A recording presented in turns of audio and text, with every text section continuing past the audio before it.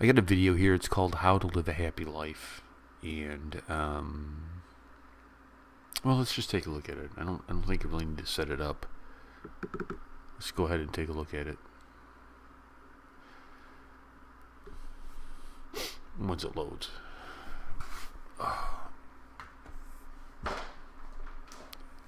Sadhguru.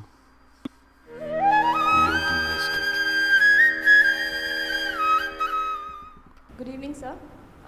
I happened to listen to a lecture of yours that talked about joy and happiness. You talked that joy depends on oneself, whereas happiness depends on others. I tried a little while to practice it, but what I found was that I was not able to sustain those small moments of joy. I could experience joy when I was completely into it, very passionate about what to do, but somehow when an external person or say some external entity recognizes what I do, the joy is just out of my life. So how do you sustain those moments of joy and not succumb to these pleasures of happiness? If you could, it would be nice if you can share the difference between joy and happiness to this crowd too. See, right now, if I tell you, or if you're not me, let's say your dean tells you, from tomorrow all of you what kind of clothes you should wear, immediately there'll be protests in the college. If your dean goes further and says, everybody must eat only 4 idlis in the morning, if your dean tells you everybody should get up at 5 o'clock in the morning, let's say he put 10 different rules like this, physical things to do, you will think he is trying to convert you into slaves and you will shout and scream for your freedom, isn't it? But look at yourself and see, right now, somebody else, if they determine what should happen around you, you feel like a slave. But right now, somebody else is determining what should happen within you. Is this not slavery? Somebody can decide whether you're happy or unhappy. Is this not slavery? Somebody can decide whether you will be a pleasant human being or an unpleasant human being. Is this not slavery? What happens within you, somebody else determines. This is the worst form of slavery, isn't it? Isn't it so? It is just that because everybody is like that, it seems to be normal. It is not. It is not normal. Just because everybody is like that, it does not become normal. This human being, life around you will not happen, will never happen 100% the way you want it. And it should not happen. Because if everything happens the way you want it, where do I go? I'm very happy it's not happening your way. And now that you're a student, you're still a student, I believe about 60–70% is happening your way. When you get married, the percentage will get reversed.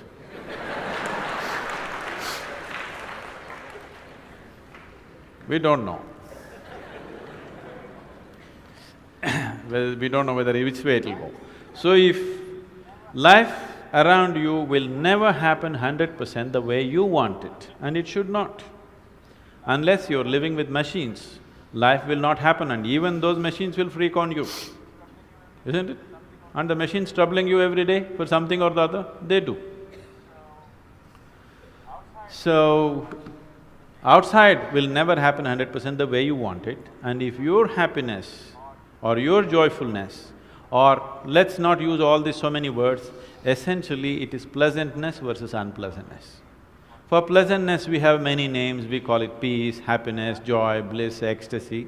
For unpleasantness, we have many names, stress, anxiety, fear, tension, whatever else, madness, whatever. Pleasantness versus unpleasantness. If your pleasantness is dependent upon what happens around you, the chances of you being pleasant all the time is remote, isn't it? In the very nature of things, it's not possible. Only if you are able to create a distance between this and that, it is possible in the sense, whenever things don't work, there is a habit in lots of people, they will look up, Upar Isn't it? The whole world is looking up. Looking up. See, you know the planet is round? You know this? The planet is round and you are not sitting on top of the North Pole, you are sitting in Chennai, here in the tropical climate, and the damn planet is spinning. So if you look up, you're always looking up in the wrong direction. Isn't it? You're invariably looking up in the wrong direction, isn't it so? Maybe at a certain moment of whatever Greenwich Mean Time, 0 hours, when you looked up, maybe you hit the heaven. Rest of the time, you're always looking in the wrong direction. Isn't it so? So in this cosmic space, is there somebody who knows which is up and which is down? Does somebody know? Huh? Is there somewhere, is it marked this side up? Nobody knows which is up, which is down, it's just an assumption, isn't it?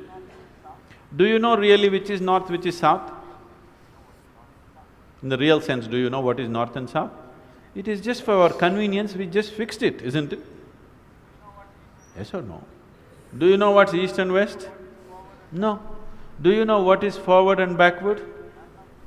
You do not know. None of these things you know.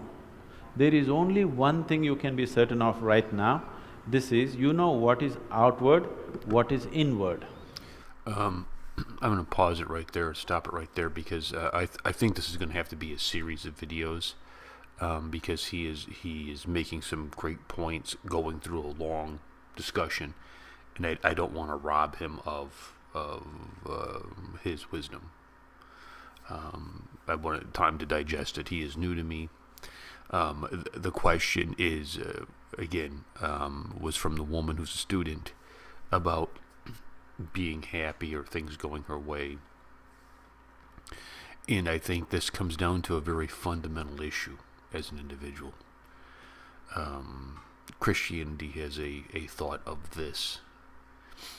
And it is, you know, basically where is your,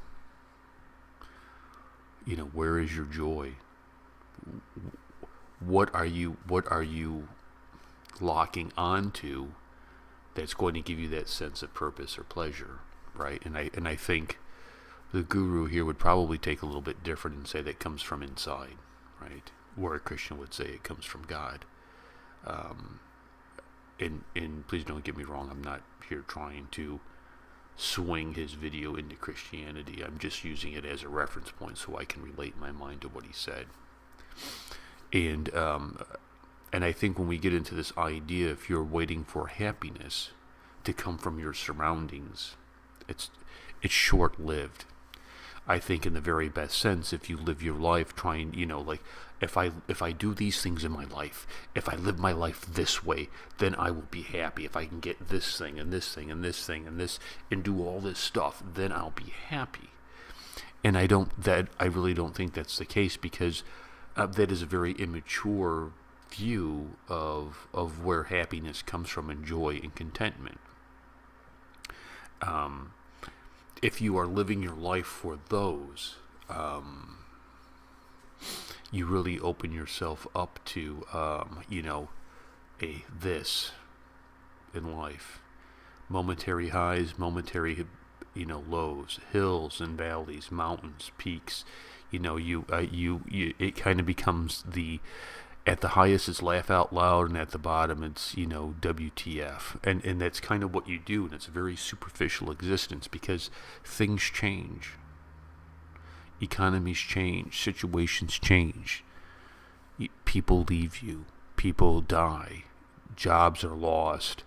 You know, hardship comes in life, and if you are banking on this world as a barometer to be happy, you are never going to be happy. You are always going to be eating and never satisfied, never full, you know, listening but never hearing, looking but never seeing. You're just going, and life's going to pass you by. The idea of happiness is really within you. It's within you. And again, I don't mean any offense, and I don't want to, I'm not trying to say that I'm like this guru. I'm just giving you my reaction to this. And this is why I encourage all the young people who watch our channel. What do you love to do? What do you love to do? Go work at it. right? Go work at it. Put your identity in the things that you love to do, not what the outside world says, but what you love to do, and work at it. Because I really do believe opportunities coming with Kings of the East, and you have this great opportunity to live your dreams, internal dreams, not external, not external. Things change, man. Things change. You know, if material wealth was an indication of happiness, you wouldn't have the Betty Ford Clinic. You wouldn't have these places where the rich people need to go for drug abuse and drug addiction. You wouldn't need it. But it doesn't. It doesn't. Wealth is a great servant, but a terrible master. Remember that. It's a great servant to help you do what you want to do, a terrible master.